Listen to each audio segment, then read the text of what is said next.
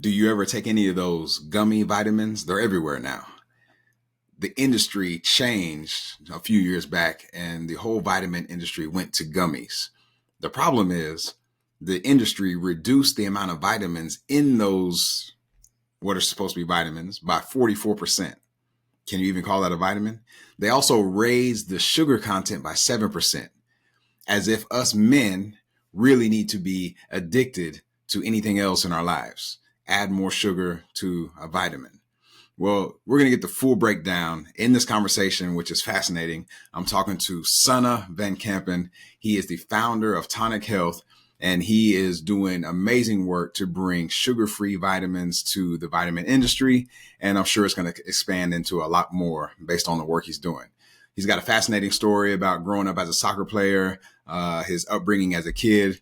But what really hits home is how he's doing work to change the vitamin industry. And he's got a lot of momentum right now. Enjoy this conversation with Sunna van Kampen from Tonic Health.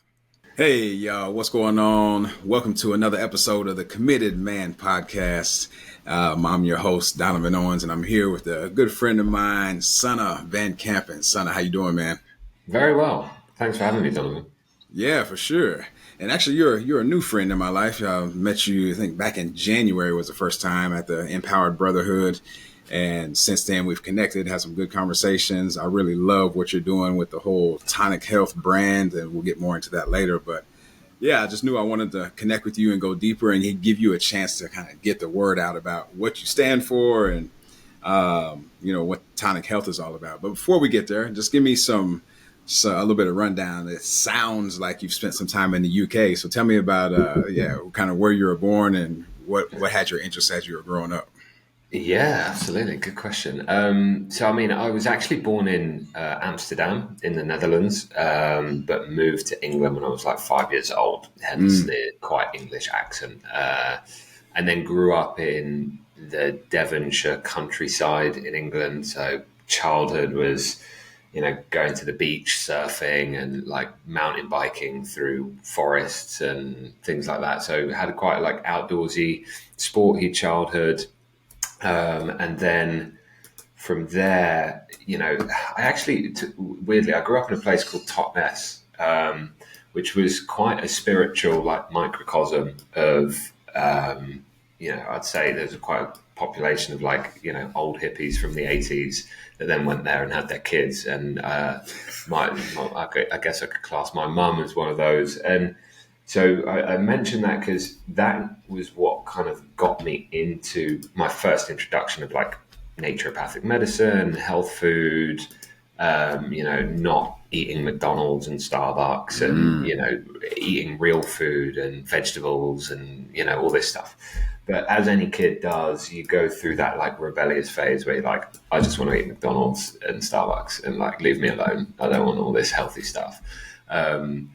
So I kind of fully rebelled and then fully went kind of 180 degrees and came back to kind of health and my body and what it was doing when I was at university. I was studying business at the time, but playing, for my university soccer team and, was playing for the first team and was, at that time I was like, right, I want to perform. I want to do well. I want to, look after myself and start to understand, how I felt after going to the gym and eating more protein and, just the basics of what you do when you're young and you're 21 but just got fascinated by it. And because I'd had all this grounding from my kind of upbringing that I'd rebelled against, I started to realize actually a lot of what my mum was on about was like on the money.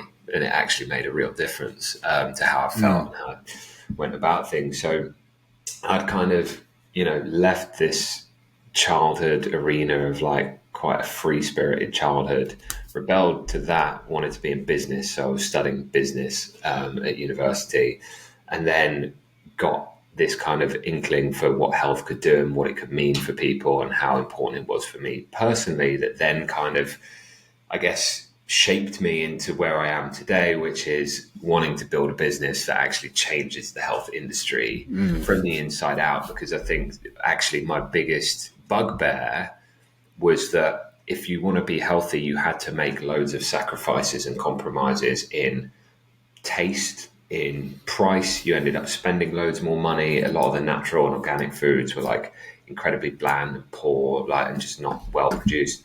And so what I wanted to try and do was say, okay, well, we know everyone needs to be healthy. How can I bring that to more the mainstream, the mass market, and affect real change at population level, without there having to be a sacrifice, without it having to be really expensive or like it tastes like crap, but you do it because it's healthy. So those were probably, in a nutshell, that was probably the childhood and the upbringing and where I'm from that has kind of shaped me and molded me into my philosophies of health and business today. Yeah, so you covered a lot of ground there, so I want to try to do our best to compartmentalize it all so that people can get a really good understanding. So it sounds like soccer was your sport growing up. Did you play any other sports? Mainly soccer, but then just like what you did with your mates. Like I used to BMX, I used to mountain bike, we used to go surfing. Like I've done a bit of it all, really. Like, but the main one I done consistently was soccer and played more competitively. Yeah. Okay. And so through those younger years, what was one of the biggest challenges that you faced that was that you would consider a milestone or a turning point for you as a young kid or a young adult? Just a big milestone that you can remember. That's an interesting question. I mean, there's a few things that stick out. I guess one of them, from a business point of view, was I was only 16 at the time, but I was already like messing around on eBay and trying to sell stuff and make money and hustle. And I built like a little eBay business that got to a point where I was doing like £250 a week, so about $300 a week in sales. And for a 16-year-old that was just at school and didn't have any outgoings, I was like, wow, this is like good money. And just understanding the mechanics of what's possible, what's in my control, and, creating opportunity like that it was quite interesting to see that at a young age, because that then, as a milestone, I guess gave me the confidence and the understanding that, you can make stuff happen. You can create things. Like, it's not that complicated. I can build a business. That's all it is. It's selling products on eBay, right? It's a business. It's a start. So I'd say that's probably one from a business perspective that sticks in my mind. Any really challenging experiences that shaped you? So something that like a struggle, an obstacle, something that you had to overcome that you're like, man, this is something that is going to make a difference in my life. I mean, trying to think back, you get me bringing back all the sorts of stuff. I mean, like my parents split up when I was 11, and that gave me a lot more free time and a lot more perspective on the world, because they lived in separate houses, and so it changed a bit of the dynamic. But I'm not sure there's anything in particular other than it just creates you understand the world a little bit more, right? Like everything's not rosy all the time. That it gives you different perspectives, I think, but not anything in particular. In terms of like, I guess as a kid, this is probably one that's quite more emotional, psychological, which was always a barrier for me, which was, so basically, and it's weird because most kids would love this, right? Where my dad was actually my soccer coach from under 10s to under 16. So for like 6 years, he was my soccer coach. And it always put this like doubt in me of like, oh, I'm just playing because I'm the coach's son. And I didn't know if I was actually that good. I wasn't the best player on the team by any stretch. Like, we had quite a good team. I wasn't up there at all. And it always just put this thing in me of like, was I good enough? Could I stand on my own 2 feet? Was I being like just supported by him? And so it was quite like a weird psychological thing for me, I think, for 6 years, right? Which then it put a lot of like negative things into me from a confidence perspective, and was I good enough? And there was a lot of like that negative self-talk. But then I guess what helped overcome that was then just obviously stepping into adults soccer when I was 16, went and joined an adults team when my dad wasn't the coach, and then had to kind of survive in that environment and deal with it and grow up from it. Which meant you'd get put on the bench sometimes and things would be different. But then at the same time, you would then actually work your way into the team, get fitter, train harder. And then when you get into the team and you perform, then it's like, it's on you. And I could validate myself that I was actually okay. Okay. Oh, that's interesting. So was there anything that your dad was saying, or was this like all internal stuff that you like a dialogue you had with yourself? I think it was a lot internal dialogue, and like I just have it as this thing that was hanging over me for years. Playing soccer as a young kid, I was like, "Am I good enough? What's happening?" Kids would say stuff as well. Like, and it wasn't that I was the worst on the team or whatever, but kids would always be like, "Oh, you're just playing because your dad's there," or whatever. Like they would say snarky things in the school playground or whatever, and yeah, it would weigh on me a lot. Like I guess I was always someone that like wanted to do. Well, actually, thinking about it, going back where it probably actually comes from, thinking about it, and I haven't thought about this connection before, but was so when I moved to England from Holland, I missed the first year of school. So I was always behind. Like I was a year behind on reading, writing, everything, because we just missed the school timings when we moved. And so from the beginning, I was like a year behind.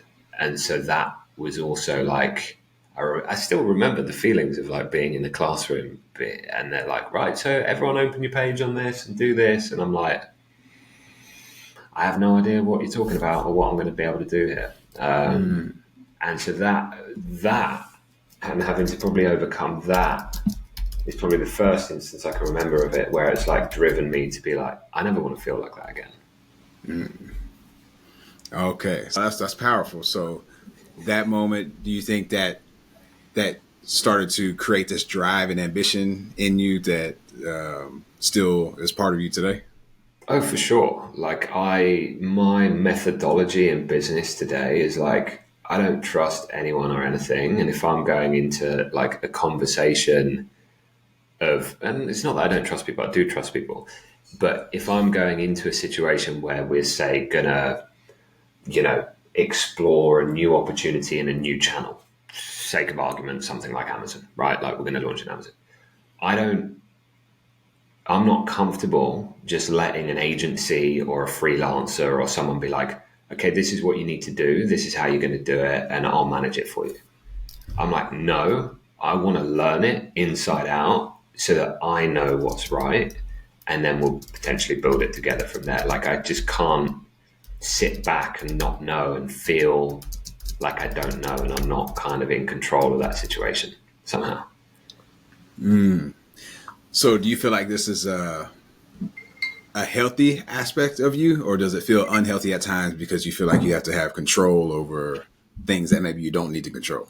I think there's definitely a transition that I'm learning over the last year, especially around like trusting my team and letting them own stuff in certain areas. So there's probably the downside of that is that lack of trust in occasion, but actually the trait of I don't care what it is, I'm going to figure it out and I want to be an expert in it has helped me dramatically get where I am today, right? Because I'm the CEO of Tonic Health, but any given day I'm jumping from finance to logistics to marketing to sales to UK to US to all different elements of my business, and I can't run it properly if I don't know what I'm doing. So being able to be kind of, have an attitude of always learning and wanting to understand what makes things tick is very powerful. And then B, just being able to flex between those different areas enables me to like add value and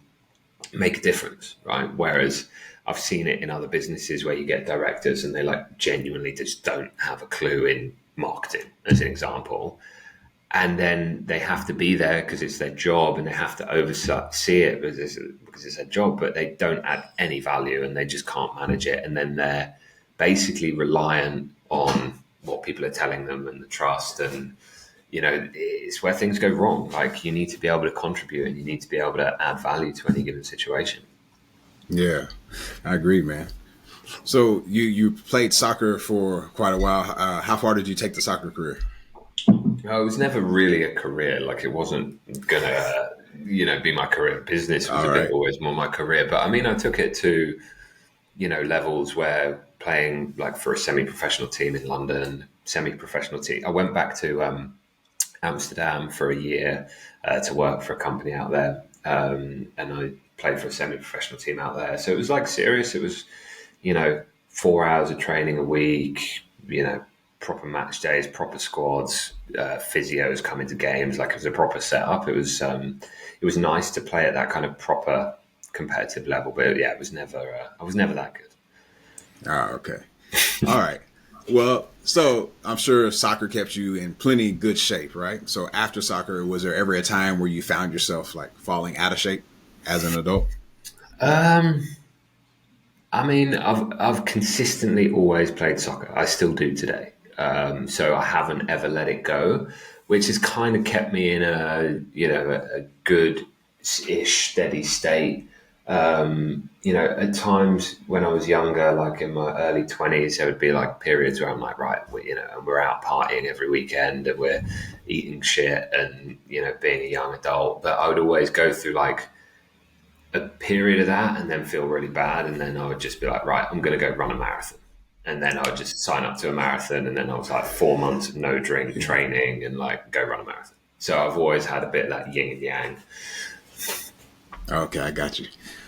Well, through it all, something led you into this passion that you have now, which is Tonic Health and just, I think, health in general. So what made you want to dive headfirst into that? In all honesty, like, I think, and I've been fascinated by what the human body can do, and how like you can feel different, and you can have real effects on performance, on how you feel, and your health and sickness, right? So I think I always had this like background interest in it, and then at some point, I was still working corporate jobs. I was working in a bank and doing stuff, and I would get sick like 3, 4, 5 times a winter. And I was like, damn, what's going on? Like, I play sport. I think I'm healthy. I think I'm good. And I wasn't good. And so I was like, right, I need to learn what's going on and try and figure this out. And realized I had nutrient deficiencies. That meant I had low energy. I was catching every cold going. And then started to look into, okay, well, how do I fix this? What are the vitamins I can take to correct it? What's going on? Looked into the market and saw that basically everything out there was such low dose that it wouldn't correct my deficiencies unless I took it every day for 12 months. And I was like, well, that's no good. Often had artificial sweeteners in it or loads of sugar, which I was like, I know they're not good. And then because with my business brain on, I was like, wow, there's just a real gap in this industry, because everyone just assumes vitamins are healthy, right? They just assume, oh, it's a vitamin, it's good for me. But in actual fact, that's made the industry incredibly lazy and incredibly bad at developing products. And as a result, you've got an industry that's selling you more sugar than it is vitamin on average. So it's like, I saw that and I was like, I first then made my own like concoctions in my kitchen, fixed my nutrient deficiencies by upping the doses, buying like clean and pure options and making my own things. And I was like, wow, now I don't get sick anymore. Like, I literally went from getting 5 times a winter sick to 0 and hadn't been sick in years. And I was like, damn, like, is this really how powerful it is? Is this the potential of the human body? Like, we're all taught that we just catch a cold and are unlucky, right? but our immune system's this incredibly powerful weapon and tool that keeps us protected. And actually, if you feed it and you fuel it in the right way, then you don't need to get sick. You know, your cuts can heal faster with a stronger immune system, right? What cleans cancer cells in your body, right? We all have cancer cells develop in our body over our life, right? That's a fact of just the cellular process. But what deals with it is your immune system. It goes and detects it, cleans it up, and moves on. And that process will happen multiple times throughout our life without us even knowing. And that's the power of the immune system. And so I went down this rabbit hole of like, wow, this is insanely fascinating. Understood the business opportunity, and then genuinely thought it was like a complete con and like unfair ethically what the industry was doing. And I was like, I need to change this. This is crazy. So yeah, that's kind of what got me there. All right. So lots of powerful things there. That could turn into its own podcast alone, just that subject, because I think it is crazy what is allowed to be in our food in general, right? Or let alone like what's in supplements and in vitamins these days. So the fact that you saw a gap and you said, I'm going to fill this gap is, I think, a powerful and courageous step. So tell me how it goes from idea to, all right, here's the first step we're going to take. What does that look like? Actually, quite a few years. So the idea was when I was getting sick all the time back in Barclays Bank in probably 2014, 15, somewhere around there. Mm-hmm. And I guess this is where my, mindset philosophy of like, I want to learn everything before I do something. So I know what I'm doing. That's where that came into play, because my first move and my first step was to go, okay, I know I want to be in health. I know I want to change the health industry from the inside out. How do I do it? I don't know how. I don't know how that industry operates. I was in banking at the time. And so I was like, okay, well, I need to go get a job at a big multinational food company. So I was applying to jobs at Nestle and, wherever, because I was like, well, if I go in there, I learn, and then from there I can build it out. That didn't work because they wouldn't hire me because I had no experience in food, and I was already like a level in banking. And so then I had to just go, okay, well, let me go get into the nitty gritty and really build something from the ground up. And luckily, I found through like a recruitment website, there was a startup looking for some like business help writing the business plan. They were pre-launched. They hadn't even launched the product. They had a founder who had a fantastic idea, actually in baby food, and wanted to change the baby food industry, but they didn't have any idea how to write a business plan or, build a commercial model or stuff like that. So that's where I could use my banking knowledge, come in, add value to them. But I actually did it for 6 months for free as like an internship. And because they were pre-trading, they couldn't really pay me.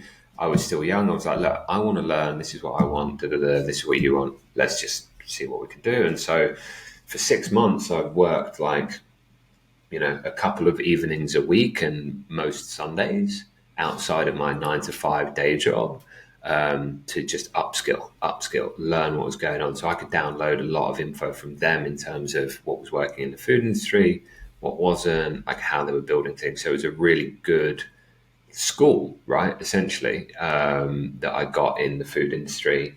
That then wasn't even enough. I then took another corporate job in Virgin Atlantic for a couple of years, until the point where they'd got big enough and launched and said, hey, do you want to come back and be our head of commercial? And so that's when I went back to the baby food company and spent 18 months in the baby food company full time, now finally paid. But really, a good 2 full years of working in the industry to realize, okay, now I know how it works. Now I understand it, and now I can take the next step in my journey to go and do my own thing. And at the time, it wasn't even Tonic yet, because I had the idea for Tonic, but I had no money, right? Like I was just working a job. I didn't have any personal savings or whatever. So my first step was actually to then go create an agency called LVK Global, which is still running today, where I created a sales and marketing agency to help food and drink brands with managing the supermarkets and sales and marketing and commercial and stuff. And so I created that, used that for a couple of years to like build up a bit of cash, and then off the back of that, launched Tonic. So it's been quite a step-by-step incremental journey. It hasn't been like, right, I'm all in, let's jump in without a parachute. It's been, I've taken my time, built up my knowledge, and then from there, arguably when I launched it, there was still so much knowledge I didn't know, right? And the last 3 years of actually running Tonic has still been an incredible school of how to run a business. So I want to hear more about the 3-year journey, but first, why the name Tonic? Very simply, the definition of tonic is something around, a food or a tonic that has a function for the human body and health. And for me, it was about helping people understand and believe that food, vitamins, what we put in our body is actually functional. Because when you look at the industry from a regulatory perspective, which is also quite interesting, there are guiding lines in the FDA and in the UK with the MHRA that said, like, literally the first thing in the regulation is food is not medicine and can have no medical effect on the human body, and you can never claim as such. So they've literally put a wall in between it and said, yo, this isn't allowed because we're going to go and create a drug industry over here, and that's the only thing that can work. So that's like in the law and the legislation, and I was like, that's bullshit. And so the name Tonic is kind of a little bit of a hint to be like, that it's not true. Like, it can have an effect. That's big. That's powerful, man. I hope everybody listening really caught that, because that is it's interesting how these laws and these laws and loopholes are created to where it favors the big industries quite a bit, because there's only one way for you to get help, and that's to take our medicine and to do what we want you to do, because we have a whole system that's ready for you to onboard you. That has nothing to do with health. Of course, there are some interventions and things that are necessary in that industry, but when it comes down to just everyday health, that's not where it's at. It's in things that, like you're doing, and food, because, food does provide a lot of what we need. So you've had a 3-year journey with Tonic. You've been putting the education out there. What is Tonic's message? Like, why is it here? Why is it here? I mean, in its simplest form, we want people to understand that health can be easy and it's very powerful. And what I mean by easy is, there's a lot of people out there trying to make things complicated with the latest superfood or calorie counting or this latest Atkins diet, right? With a different name or whatever it is. It gets complicated, it's hard, and by and large, most people struggle to stick to it, right? I've never counted a calorie in my life, and I've never got fat, and I've always just, tried to keep myself healthy. And I just basically, along my own journey, realized it's not about those big programs or plans, or it's a lifestyle, right? It's what you do every day. And the best way to sum it up is, small habits are what, create your being and your life. And so it's those little daily choices. It's those, do I take my vitamins this morning? Do I, choose this healthier option of X versus Y? Like, it's these little moments in your life.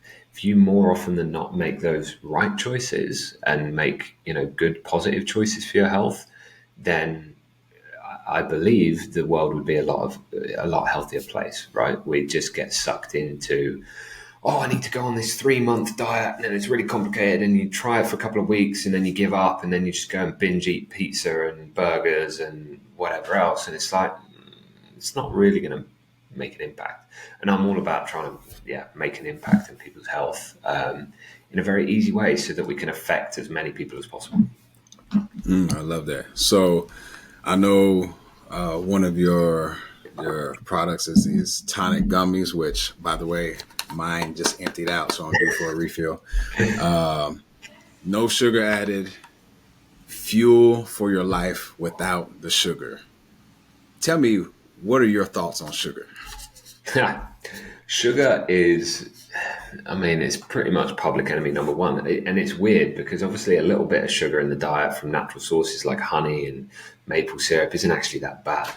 Where it's gone wrong is the amount. And it's always the amount we consume and the fact that we put it in everything, which is the biggest killer, right? Because I don't think we'd be in this place if it was just candy bars, right? Because your body has like built-in mechanisms where, you know what, you eat a chocolate bar, you kind of feel a bit rubbish afterwards, you might not eat a second one. Or if you're wild and you're a movie night or whatever, you might eat two. But you're certainly not going to eat 3, 4, 5 because you will just feel ill, right? Your body will tell you. We have these built-in mechanisms to like self-regulate a little bit.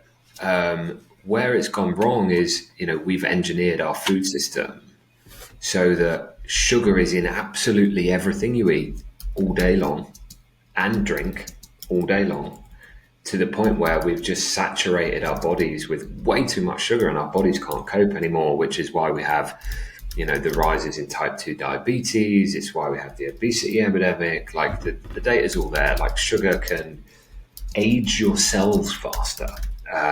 It can, you know, it obviously messes with your energy levels because you get on a roller coaster of like insulin spikes and blood sugar crashes.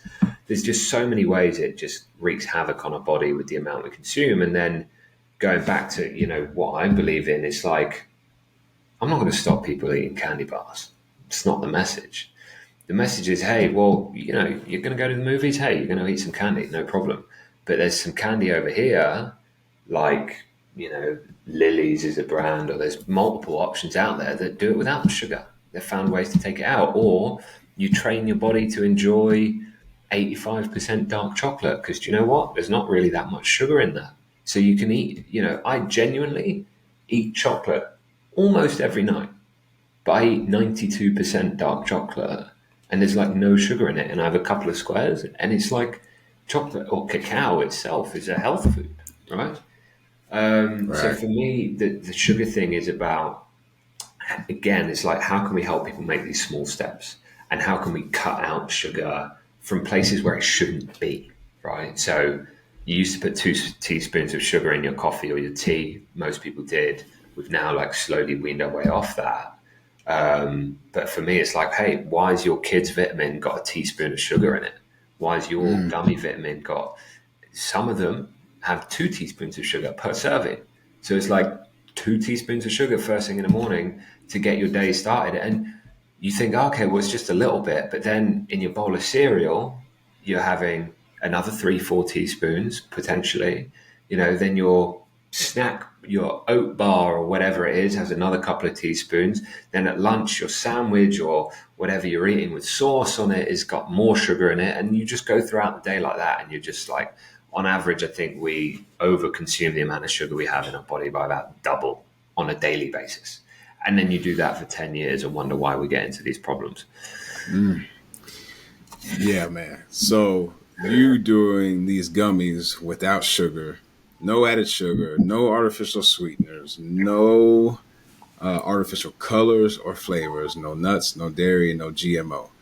So what's the situation with the artificial colors? Like, why do the colors have to be put in everything? It's all like sensory stimulation, basically, in its simplest form, right? It's, I want this to smell good, taste good, look good, so that the consumer's going to eat more of it. That's basically what the food industry is designed to develop. And it's why we all, on average, overeat, right? Because we've made these ultra processed foods that are hyper palatable, and you'll get a bowl of Fruit Loops that looks like, you know, it's called Fruit Loops. You're like, okay, fruit's good for me. It looks all colorful, like all different fruits. Fruit Loops have never seen fruit. They don't know what fruit is. There's no fruit in there. You know, they could use what we do, because you still want your gummy to look good and taste good, right? What we do is you can use stuff like black carrot concentrate to make stuff purple, or you can use beetroot to make stuff red, or, there's just natural alternatives. They're a bit more expensive, but they do exactly the same thing. Whereas the food industry has gone, how do we make this as cheap as possible? And we don't care about your health. And so they've created these red 40, yellow 5, like all these artificial concoctions, which, if you ask me, I don't even know what's underneath that name. Like, I don't actually know the chemical construction of what's in that. But ADHD in kids, hyperactivity, links to all sorts of other issues in kids through these dyes, to the point where in the UK, a lot of them are even banned. You're not allowed to use them because the European Union has said, nah, this stuff has been linked to too many problems. We're not going to allow it in our food system. Whereas in the US, they're like, don't worry about it. Just give it to your kids in the first thing in the morning for breakfast. So it's my view on it, right, where we've had lots of other influencers like try and come at us and go, oh, it's fine, it's proven safe, and the FDA would, if they say it's safe, it's safe. And you're like, yeah, sure, it's probably safe if you have it like once or twice or 3 times or 4 times. But if you have it in your cereal, and then you have it in your snack bar, and then you have it in your lunch, and then you have it in your drink, and then you do that for 10 years, now tell me whether it's healthy. And you can't show that data, because when you just step away from like the thing, you just look at the macro data on all these diseases, all these issues, they're just going one way. And that's only coming from our food system. Yeah, no doubt. And there's 2 words that you just used back to back that I really want people to hear. And this, the chemical construction, right? I've never heard it put that way, but that is brilliant to understand like what's really going on in this industry is like this chemically constructed stuff that's being allowed on our plate. That's being called food, which is not food at all. It's a problem. It's a problem. So I feel like you should rip more on that. Not right now, but just like in general, like in the videos and stuff that you put out, like the chemical construction is, I think for me, it just draws this picture of somebody in a white lab coat in this back room with a dim light, putting these things together and saying, you know what, I think we got it, y'all. Let's send this out. It's good to go. Humans can consume this and probably live another day at least. And that's, to me, it's just amazing. So I think the work you're doing is really important. So tell me all you can about these gummies. I know you have a kid formula too, correct? I've got adults and kids, multivitamin and immunity vitamin. The purpose of them was essentially, I again saw a bit of a like big flaw in the industry that I was like, this is going the wrong way and I don't like it, and it's not fair for people's health. So what happened in the last 5 years is everyone in the industry decided, okay, well, do you know what? Tablets are boring. People don't like swallowing them. They're not fun. They don't remember to take them because it's like a chore rather than something nice and delicious. So they decided to basically transition the vitamin industry from tablets to gummies, which has now happened. The biggest format of vitamins in the world is now gummies.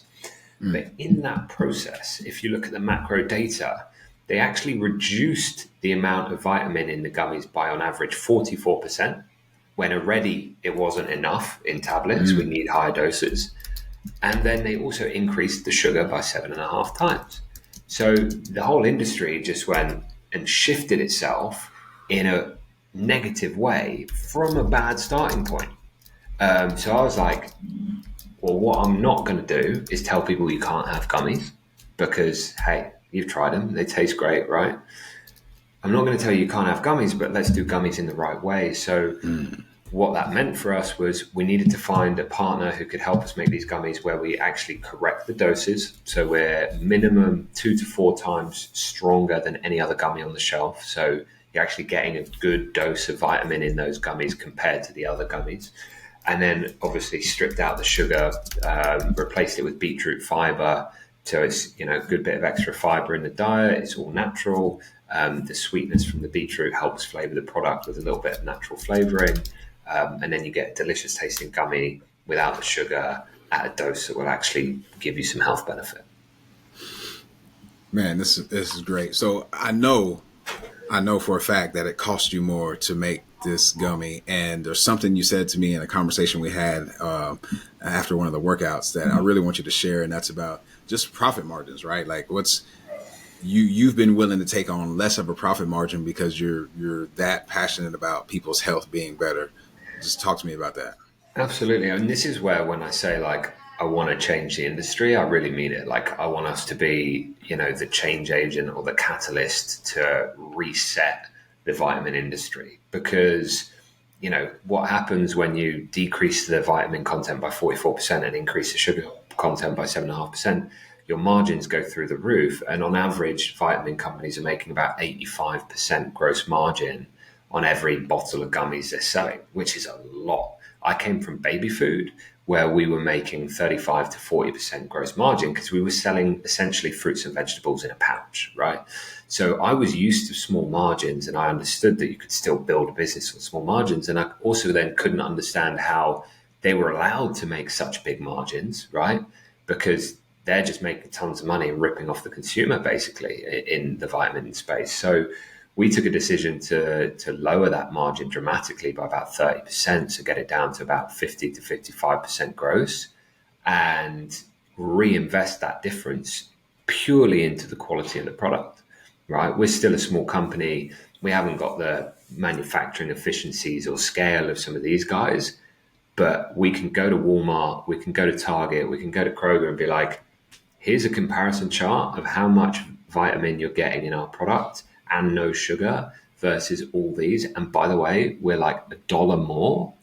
You need to have this on your shelf. And we've had incredible amounts of success with that in the UK and now in the US with launching in Walmart, where they're just like, wow, okay, you are an amazing value vitamin and you're way better than these things we've got on the shelf. Even though you're still a young company, we want you. So they can see what we're doing. So yeah, my hope is at some stage that then the vitamin companies have to react and have to start increasing the levels of vitamin they put in their vitamin, essentially. So more people get health benefits. Beautiful, man. So what is the vision that you see for Tonic? Where do you see it going? It's a very good question. I mean, I'm so in the thick of it day to day, I sometimes forget to step back and go, where can this go and what can this do? But, from our content that we put out on social media as well, which is broader than just vitamins, and we try and share health content for people every day. Like, I just want to help people. I want to help people be healthier. By and large, most people have that thing where they're like, I know I could be a bit better or a bit healthier, but they just don't do it because it's a bit complicated. I want to make it really easy for people. I want to totally disrupt the vitamin industry so it totally flips it on its head. And people are like, I need my vitamins. Whereas, I don't know, it's less so in the US, but in the UK, there is genuinely a common myth that goes around, which is like, do vitamins actually work? Believe it or not. People like question that because for years they've been buying vitamins that they don't feel the difference of. And it's because it's such low dose or whatever that it doesn't really do much for them. But the very fact that like we die if we don't get vitamins in our body, right? We'll get scurvy, we'll get rickets, you name it. We'll get diseases which will kill us if we don't get vitamins. Yet there can still be a question whether these things actually work or not or are useful for our body. Just shows how disconnected and messed up the industry has become. And, that's what I want to change. I want people to understand how powerful these things can be and how therapeutic they can be and how much of a difference they can make you feel, to your energy, how you go and live your life, right? Like everyone's taking these pre-workouts, going to the gym, being like, oh, I need to get a pump on or I need pre-workout for energy. I'm like, dude, I fasted, I didn't eat for 24 hours and I'm still in the gym and I feel great. Like, people don't understand that your body's an amazing engine and it can carry you through this life without like all these things. You just have to look after it in the right way. And I think ultimately that's the understanding I want people to have. Yeah, and I feel like you're doing a great job of that. Like, I see you getting the message out, the stuff you're sharing on social media. And again, I think you're still in the infancy stages, right? Only 3 years into this journey of building this. And you've got some amazing traction. Just since I've known you in January, being able to get into the Walmart stores and again, I think that's just the beginning for what you're doing. So what does it mean to you to be a committed man? Good question. I think there's a lot of dedication and commitment to, well, I shouldn't use the word commitment, that's a bad way of describing the commitment. There's a lot of dedication and consistency to who you are and what you believe in. We all get busy, tired, distracted, whatever it is. But to be the committed man, I think you have to be steadfast in what you stand for, what your ethics are, and where you want the world to be and how you show up because of that, right? It's not the simplest answer, but to put it into my everyday, right? It's very easy for me to get distracted, busy, and then get sucked into a situation where I don't behave as I should. Or, in its simplest form, I skip my gym. In its more complex form, I don't behave and stand up for my values and what I believe in. I just get busy and try and run with something because I need to just run with it, but it's not actually congruent with who I am and what we stand for. And I think in the last 6 months, especially the Tonic journey, as I've learned that more, I've been able to have way different conversations with people about no, this is what we're trying to do. This is our expectation of the world and the industry we want to create and how we want to help people. And therefore, this is what we need from you, as opposed to just letting someone have some bad behavior or whatever else, So it is, it's that consistency, and it's that belief, self-confidence, and steadfastness that you don't get distracted and you keep being who you are, that I think makes you a committed man that can change the world. No doubt. And I think you're on that track. And I know you're on that track for sure. I think everybody listening to this, make sure you go to Sunna's personal account, which is at the Health Fix on Instagram. And the business account is at Tonic Health, and Tonic is TONIC, Tonic Health. Check those out. Look at the content he's putting out. Very simple, eat this, not that scenarios where you can learn what's really going on with the ingredients, learn how to become a label detective so you don't get duped by this industry. And then also make sure you check out the gummies, right? No sugar added, the cleanest gummies you're going to find on the market. He's putting his profit margins on the line to be able to bring this to the world. So, Sunna, I appreciate the way you are showing up. I honor you as the man you are, and I want to be part of helping Tonic grow in any way I can. So you just let me know how I can serve, and I'm there for you. Thank you, man. I appreciate it. For sure. Appreciate your time. And everybody listening to this, I appreciate your attention. Make sure you share this with anybody who you know has a desire to be more healthy, which there's somebody in your life for sure. And we'll see you on the next episode. Peace.